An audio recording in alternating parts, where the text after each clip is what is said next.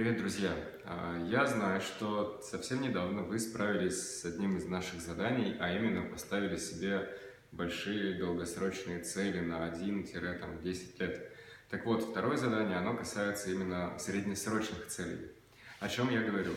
Среднесрочные цели, под ними мы сейчас подразумеваем цели, которые ставятся примерно на год. То есть там срок 12 месяцев. Это мы называем среднесрочные цели.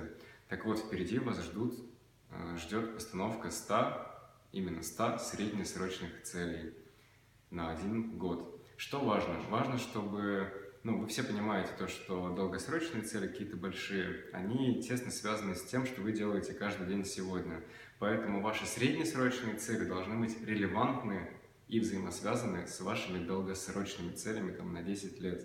Вот, потому что например, у вас есть цель построить себе дом через 10 лет стоимостью 30 миллионов рублей. Так вот, чтобы через 10 лет у вас был реально этот дом, вам уже сейчас важно зарабатывать от 3 миллионов рублей в год.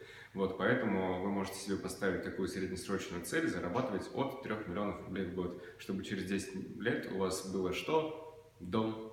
Вот, точно так же, например, вы хотите получить Нобелевскую премию по литературе через 10 лет. Важно до этого получить какой-то опыт в писательстве, а значит написать много-много-много книг, выпустить 3 книги в этом году, получить какие-то менее значимые премии. В общем, говорят то, что нужно ковать счастье или что-то типа того сразу же, и не ждать, что через 10 лет все само образуется. Поэтому впахивать нужно уже сейчас, увы.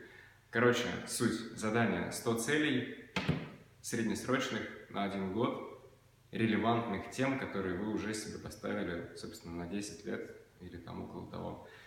Затем вам точно так же нужно будет разбить эти 100 среднесрочных целей по основным ключевым категориям. Я говорил о колесе жизненного баланса, так модно это называется штучка. Но чтобы сейчас все это не перечислять, вы все равно ни хрена не запомните, потому что я тоже не запомнил. Мы опишем это здесь над видео, эти все 8 основных сфер жизни, которые позволяют вам по жизни идти ровно прямо, а не спотыкаясь.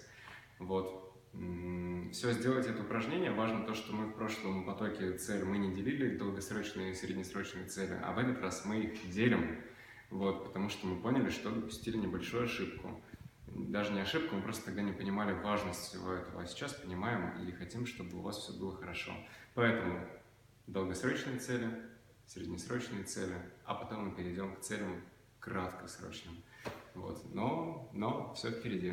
Ладно, друзья, через 15 минут у вас появится, обратите внимание, через 15 минут обновите страничку, там должно будет появиться, собственно, суть, где сами все увидите. Все, всем пока, время 5 утра. В 5 утра записываю для вас видео. В 5 утра! В 5 утра! Это чтобы вы потом не писали снова, а я, что опоздали, что не вовремя, что не успели. Интернет у нас медленно, не грузилось ничего. Все, пока, ребят.